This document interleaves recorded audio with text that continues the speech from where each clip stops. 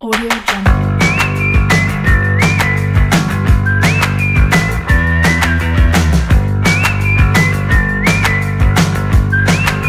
Audio Jungle.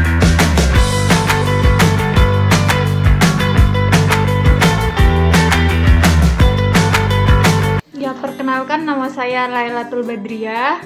Kalian bisa memanggil saya Leli. Nah, hari ini kita akan belajar tentang analisis regresi ya. Mungkin ada yang tahu kalian sebelumnya analisis regresi itu apa? Mungkin salah satu ada yang menjawab. Halo. Bu, Ya, silahkan. Ya. Mungkin. Itu sepaham saya analisis regresi itu adalah satu analisis yang digunakan untuk mencari tahu Ya. pengaruh dari variabel X terhadap suatu variabel. Ya, Gitu. kalau boleh tahu variabel Y-nya itu apa? Variabel Ya. X-nya apa? Variabel Y-nya variabel terikat, kalau variabel X-nya variabel bebas. Oh iya, bagus sekali. Berarti mengikuti terus ya. Jadi, ya tadi siapa namanya? Muhammad Nur Alamsyah. Oh, Muhammad Nur Alamsyah. Oke. Jadi, benar kata Muhammad Nur Alamsyah ya tadi, analisis regresi itu merupakan suatu metode dalam statistika yang digunakan untuk mengetahui pola hubungan antara variabel terikat yaitu Y dan variabel bebas yaitu X, seperti itu. Nah, untuk selanjutnya, berdasarkan pola hubungan antara X dan Y, analisis regresi terbagi menjadi dua. Kira-kira apa saja?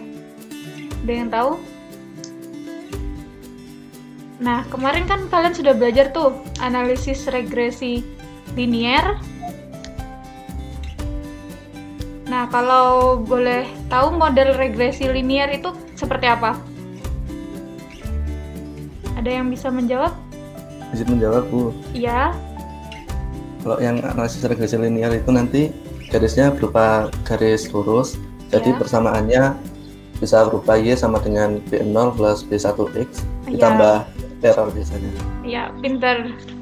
Ini siapa? Muhammad Nur Alamsyah lagi? Ya, iya, Muhammad Nur Alamsyah. Ya, mungkin yang lain bisa menjawab ya. Nah, ini, jadi regresi linear itu model regresinya seperti persamaan garis lurus, yaitu Y sama dengan A plus BX. Nah, selanjutnya yaitu analisis regresi non-linear. Selain ada regresi linear, kita juga akan belajar regresi non-linear. Nah, kalau non-linear berarti kan bukan persamaan garis lurus ya.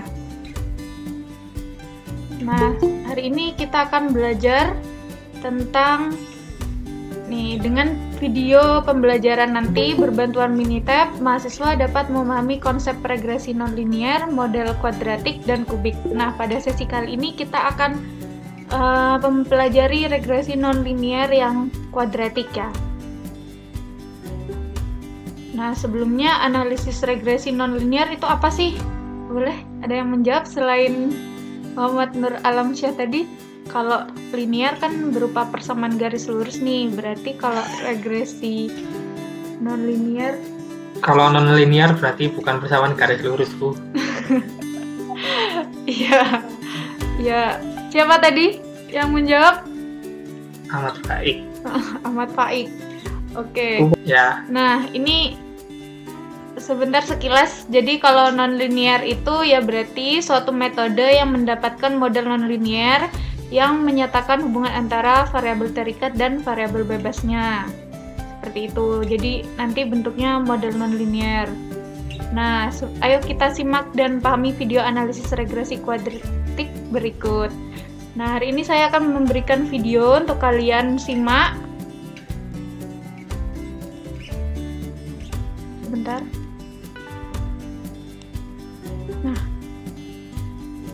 Nah, saya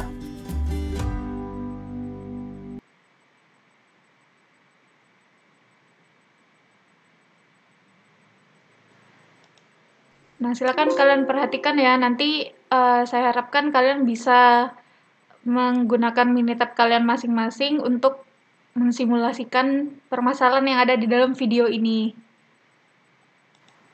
Halo semua, hari ini kita akan membahas tentang Apa suaranya terdengar jelas, teman-teman?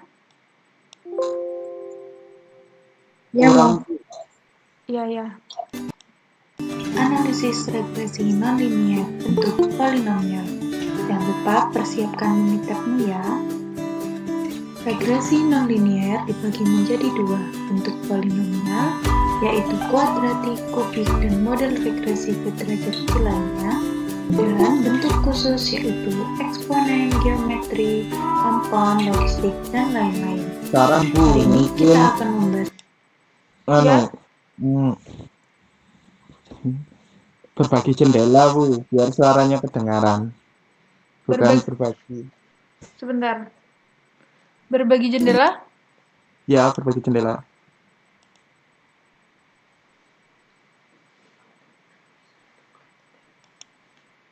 Belum dijalankan ya? Iya. analisis regresi nonlinier bentuk polinomial. Sudah. Jangan lupa persiapkan Minitabmu ya. Sudah, Pak. Sudah jalan belum? Regresi Sudah, Kak. nonlinier dibagi Oke. menjadi dua bentuk polinomial, yaitu kuadratik, kubik, dan model regresi berderajat lainnya. Datanya juga berada di antara -2 sampai 2. Nah, sebagian besar sudah berada di antara -2 dan 2.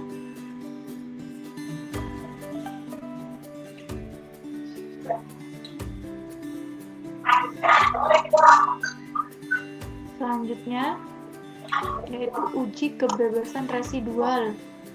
Uji kebebasan residual ini kita menggunakan autokorelasi, itu dengan cara start. Kita pilih resi. Nah, sini kita beri uji kebebasan residual.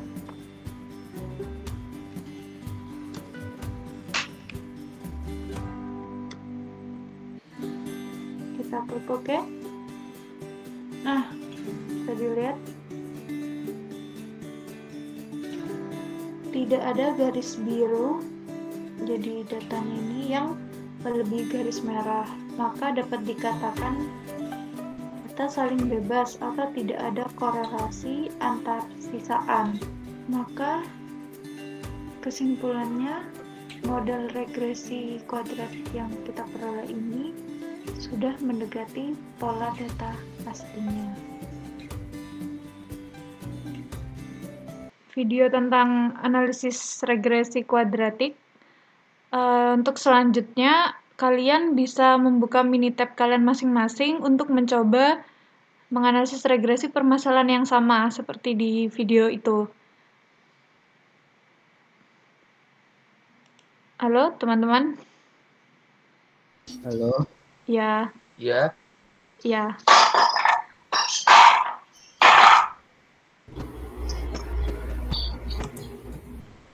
Jadi, teman-teman dipersilakan, kan tadi ada permasalahan yang ada. Nah, terus selanjutnya, nah, kalian mengerjakan kembali permasalahan yang diberikan pada video menggunakan Minitab kalian masing-masing. Nah, analisis model yang kalian peroleh juga seperti tadi.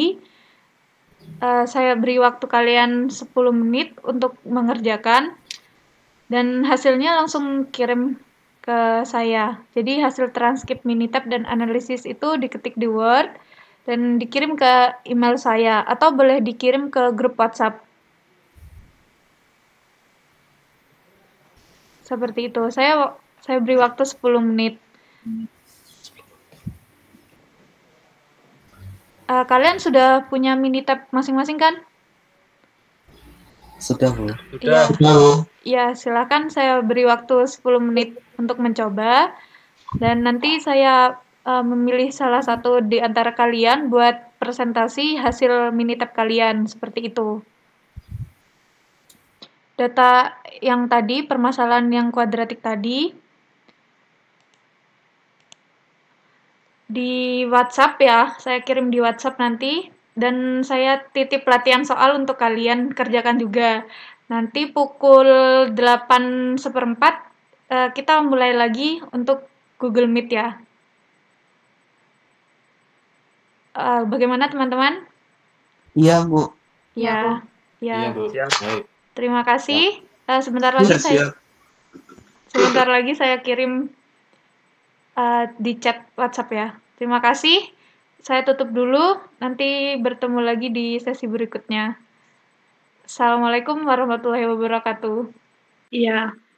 Datanya sudah diinputkan, terus dicoba cari scatter plotnya, ternyata tidak membentuk garis, sehingga kita langsung pakai non-linear, atau bisa dilihat di R-square-nya ketika linear itu masih lumayan jauh dari 100%, sehingga kita coba pakai yang kuadratik dengan mencari X kuadrat dulu, diperoleh R-square-nya 97,70%, itu semakin mendekati 100%. Selanjutnya kita coba menguji model regresi dengan uji F. Itu bisa dilihat di sini, di mana p-value-nya itu kurang dari 0,05. Berarti F hitungnya ini lebih besar dari F tabel. Maka model regresi kuadratiknya ini signifikan. Terus, untuk uji koefisien regresi dengan uji T, bisa dilihat di koefisien sini, di mana T value-nya ini semuanya jika dimutlakan lebih dari 2, sehingga T hitung lebih besar dari T tabel, atau nilainya signifikan, atau bisa dilihat juga dari p-value yang kurang dari 0,05, sehingga variabel bebas itu berpengaruh terhadap variabel terikat. Selanjutnya, uji asumsi analisis regresi. Yang pertama ada uji norma residual. Bisa dilihat sebelumnya dicari ininya dulu, dilihat di normal probability plotnya, tapi cara lihat p-value-nya, kita cari p-value-nya di nomor residual, ini dapat p-value-nya 0,711, di mana ini lebih dari 0,05, maka residual berdistribusi normal. Selanjutnya uji homogenitas. Ini bisa dilihat di versus fits-nya, di mana rentangnya ini masih di antara -2 sampai 2. Terus untuk uji yang terakhir, uji kebebasan residual, itu kita di autokorelasi. Nah, di mana dilihat di garis ini, karena garis biru tidak melebihi garis merah, maka dapat dikatakan bahwa saling bebas atau tidak ada korelasi antar sisaan. Jadi, model regresi kuadratik yang kita peroleh sudah mendekati pola yang sudah signifikan berarti. Iya. Ya, terima kasih, Mbak. Iya, mungkin ada pertanyaan dari teman-teman. Saya, Bu, mau bertanya. Iya, silahkan. Siapa namanya? Syaiful. Saiful. Nah, pertanyaannya gini, Bu. Untuk menguji model regresinya berarti atau enggak, apakah harus dilakukan tiga-tiganya atau boleh salah satu saja? Ya. Tadi kan ada menguji model regresi dengan uji F, terus dengan uji T, dengan koefisiennya yang diuji, terus menguji asumsi analisis regresi. Apakah harus ketiganya atau boleh hanya salah satu saja untuk mengetahui bahwa model regresinya berarti atau enggak? Ya, nah mungkin ada teman-teman yang bisa menjawab dulu pertanyaan dari Saiful, kira-kira bagaimana? Apakah kita harus menggunakan semua uji yang tadi ada video itu untuk menentukan model regresi itu berarti atau tidak, seperti itu. Oh ya, ini ada di chat, di kolom chat ada yang bilang salah satu saja boleh. Kalau saya, itu harus tiga-tiganya diuji. Jadi kan uji F itu untuk mengetahui model regresi yang kita dapatkan itu berarti atau tidak, seperti itu. Nah, signifikan atau tidak, gitu. Nah, itu dengan uji F. Nah, untuk setiap koefisiennya juga, kenapa kita harus pakai kuadratik seperti itu? Jadi kan untuk ditingkatkan kita lihat koefisiennya itu berarti apa tidak gitu. Kalau misalkan koefisiennya tidak berarti, misalkan T-nya ya, itu kan P-value-nya lebih dari 0,05, berarti model regresi yang kita buat, koefisien yang dari X kuadrat itu tidak berarti seperti itu. Selanjutnya itu kan ada uji asumsi analisis regresi ya. Kan ada 3. Nah, di situ ada 3, berarti itu kan sudah ada di bab 3 kalau nggak salah di buku. Berarti itu kenapa diuji asumsinya buat model regresinya itu diterima syarat. Itu katanya syarat untuk model regresinya diterima atau tidak. Seperti itu. Jadi kita lihat residualnya, sisaan dari mereka, dari data-data, sisaan dari data-datanya. Bagaimana? Mungkin ada ini tambahan dari teman-teman, mungkin ada yang belum paham. Bu, izin berpendapat. Ya, silakan Ferry. Saya hanya mengulangi lagi apa yang tadi disampaikan, yaitu untuk menguji kebaikan suatu persamaan. Nah, yang saya tangkapi dari awal itu begini, Bu. Jadi, untuk menguji kebaikan suatu persamaan regresi, tidak cukup hanya dilihat dari nilai R-square-nya atau koefisien determinasinya. Betul. Artinya apa? Tetapi juga harus dilihat apakah kedua koefisiennya itu berarti atau tidak. Kemudian, apakah plot sisa cukup acak, terutama terhadap T. Dan juga jumlah kuadrat regresi cukup jauh lebih besar daripada jumlah kuadrat galat atau jumlah kuadrat regresi mendekati JK total. Nah, itu yang saya tangkapkan rumus dari jumlah, sebentar Bu, saya lupa. Kalau di jumlah kuadrat galat kan sama dengan jumlah kuadrat total dikurangi jumlah kuadrat regresi. Iya, artinya betul. Apa? Berarti kan kalau tadi yang saya sebutkan itu jumlah kuadrat regresi mendekati jumlah kuadrat total, berarti jumlah kuadrat galat itu mendekati 0. Ya. Karena mendekati 0 kan galat kan ibaratnya error yang diusahakan seminimal mungkin. Betul. Jadi kalau error itu semakin mendekati 0, maka bentuk itu semakin baik. Baik. Ya, semakin sama dengan pola data aslinya ya. Ya. Nah, selanjutnya yang tadi yang ditanyakan oleh Mas Saiful, apakah ada melalui uji F dia terdapat pengaruh tapi di uji T ternyata tidak. Ya. Mungkin saja karena memang di yang sudah Ibu sebutkan tadi di asumsi itu memang jika di asumsinya tidak terdapat, maksudnya tidak lulus uji normalitas lah ibaratnya ya. Ya. Berarti kan kalau tidak lulus uji normalitas berarti kita tidak bisa menggunakan uji T. Karena di uji T itu asumsinya kurvanya normal. Kurva normal itu simetri kanan kiri gitu. Jadi kalau misal tidak normal berarti tidak bisa menggunakan uji T. Jadi otomatis dalam uji T itu tidak memenuhi. Ya, itu yang saya tangkap. Terima kasih. Wassalamualaikum. Waalaikumsalam warahmatullahi wabarakatuh. Bagaimana teman-teman? Ada yang ditanyakan kembali? Ya, sudah cukup ya? Ya. Ya. Nah, terima kasih buat semuanya. Kan sudah kita diskusi di sini. Terus untuk selanjutnya kita akan belajar ini analisis regresi kubik. Sebenarnya analisis regresi kubik ini hampir sama dengan regresi kuadratik ya. Sebentar saya share screen. Sudah terlihat, teman-teman? Belum mulai ya? Halo semua, mari kita lanjut topik berikutnya, yaitu analisis regresi kubik. Jangan lupa persiapkan minitabmu ya. Model di atas merupakan model regresi kubik. Untuk menduga koefisien B0 sampai B3 dapat menggunakan metode kuadrat terkecil yang dibantu dengan matriks berikut. Persamaan tersebut dapat diselesaikan dengan metode eliminasi dan metode Cramer. Nah, kita bisa juga menggunakan Minitab untuk menemukan koefisien B0 sampai B3. Sekarang kita akan belajar cara menggunakan Minitab untuk memahami analisis regresi kubik.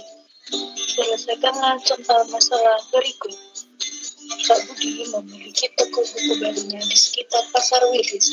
Pak Budi mencatat banyak pengunjung yang datang dengan banyak buku yang terjual setiap harinya selama 1 bulan. Tentulah Pak Budi menentukan model regresi yang sesuai antara banyak pengunjung yang datang dengan banyak buku yang terjual. Berikut data yang berhasil diperoleh.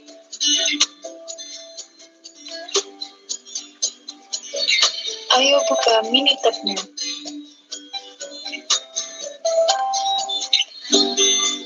Nah, setelah kalian membuka Minitab, ketikkan data variabel X pengunjung pada C1, kolom C1, lalu ketikkan data variabel Y banyak penjualan pada kolom C2.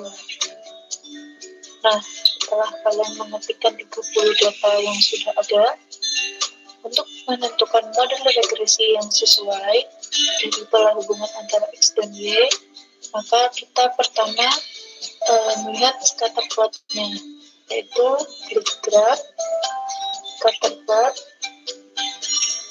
kita pilih semikolon, lalu klik OK, kita pilih variabel Y penjualan dan pengunjung pada variabel X, lalu kita klik OK. Nah, dapat kita lihat scatter plot dari variabel Y dan variabel X, yaitu ini. Nah, mari kita coba dari model regresi linearnya dulu, terlebih dahulu. Nah, kita start, pilih regression, kita fit regression model, kita pilih respon Y, continuous predictor E, lalu kita klik OK saja. Nah, ini model regresi linearnya, dan ternyata R-square-nya masih 82, belum mendekati 95%, maka kita naikkan variabel X pada variabel X, sehingga kita akan mencoba model regresi non-linear kuadratik. Kita tulis D3X kuadrat, lalu kita kalkulasi kalkulator, kita simpan di X kuadrat, lalu kita pilih X kali X, lalu OK. Nah, mari kita coba regresi. Kita pilih start regression fit regression model, lalu kita tambah prediktor X kuadrat, kita graph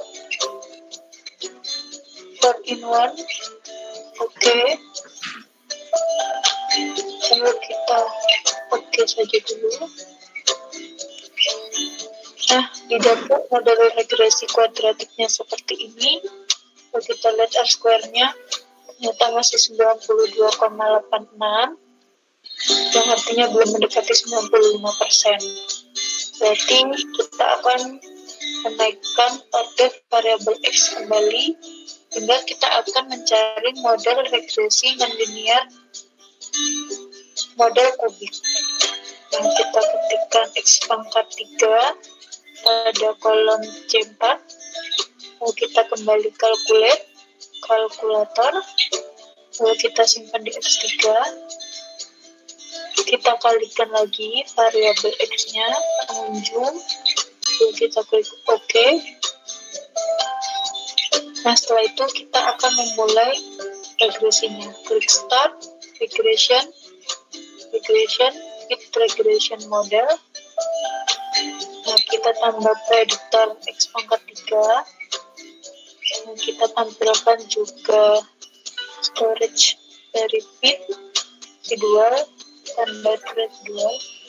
Oke. Lalu kita klik oke. Nah, ini model regresi kubiknya.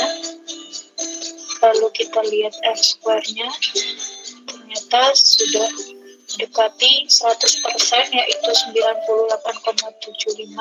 Karena R-square-nya telah mendekati 100%, maka selanjutnya kita akan menganalisa model regresi yang telah kita peroleh. Itu model regresi kubik ini. Maka yang pertama kita akan menguji model regresi ini dengan uji F. Nah, kita lihat analisis of variance-nya. Nah, di sini ternyata F hitungnya 686,14. Nah, kita bisa lihat p-value. P-value-nya 0,000, yang artinya kurang dari 0,05, maka F itu lebih dari F tabel. Artinya model regresi kubik yang kita peroleh signifikan. Dengan kata lain, data sangat mendukung adanya hubungan antara pengunjung dengan banyaknya penjualan buku. Nah, untuk selanjutnya kita akan menguji koefisien regresi yang ada. Nah, dengan uji T. Uji T kita bisa lihat pada bagian koefisien. Nah, kita lihat T hitungnya. Nah, selanjutnya p-value-nya kita lihat juga, ternyata kurang dari 0,05. Artinya variabel bebas berpengaruh terhadap variabel terikatnya. Variabel bebas yaitu pengunjung sangat berpengaruh terhadap variabel terikatnya, yaitu banyaknya penjualan setiap harinya. Selanjutnya yaitu uji asumsi analisis regresi. Yang pertama yaitu normal residual. Nah, untuk melihat normal residualnya kita bisa lihat di grafik 4-in-1, yaitu normal probability plot ini. Nah, untuk melihat p-value-nya kita bisa lihat start, basic statistik, normality test. Nah, kita klik resi, kita beri nama uji normalitas residual, lalu kita klik OK. Nah, ternyata diperoleh p-value-nya yaitu 0,874, artinya lebih besar dari 0,05, sehingga dapat disimpulkan memenuhi asumsi kenormalan jutaan, yaitu residual berdistribusi normal. Nah, kita bisa lihat semua data residual sudah mendekati garis normal. Nah, untuk selanjutnya kita akan menguji homogenitas dari residual. Nah, bisa dilihat di ini, atau kita bisa lihat di start, regression, with regression model. Lalu kita pilih graph. Nah, kita pilih individual plot saja, yaitu residual versus fit. Lalu kita klik OK saja. Lalu kita klik OK kembali. Nah, kita lihat 95% data sudah berada di antara -2 sampai 2, yang artinya sisa dikatakan keragamannya artinya bisa homogen. Selanjutnya yaitu uji kebebasan residual. Uji kebebasan residual kita akan menggunakan autokorelasi, yaitu discharge time series. Kita pilih autocorrelation. Nah, kita klik resi yang ini, lalu kita tulis judul uji kebebasan residual, lalu kita klik OK. Nah, tidak ada garis biru yang melebihi garis merah, maka dapat dikatakan saling bebas atau tidak ada korelasi antar sisaan. Nah, seperti ini. Oleh karena itu, dapat disimpulkan bahwa model regresi kubik yang kita peroleh sudah mendekati pola data aslinya. Seperti itu. Dan model regresi dapat diterima. Mungkin teman-teman ada pertanyaan? Mungkin teman-teman ada pertanyaan kembali. Kalau tidak, saya nanti berikan soal kembali ya. Silahkan kalian coba di rumah. Mungkin nanti malam bisa kalian kumpulkan. Untuk pertemuan berikutnya, akan membahas tentang bentuk khusus dari regresi nonlinear. Jadi kan kita hanya membahas polinomial hari ini. Nah, nanti berikutnya akan membahas bentuk khusus, yaitu seperti eksponen. Terima kasih atas perhatiannya. Nanti saya kirim untuk latihan soal yang kubik. Terima kasih. Assalamualaikum warahmatullahi wabarakatuh. Semoga kalian sehat selalu ya.